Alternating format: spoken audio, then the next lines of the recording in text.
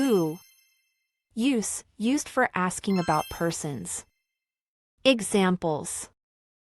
Who are you? Who is your best friend? What. Use, used for asking about things, actions, or specific information.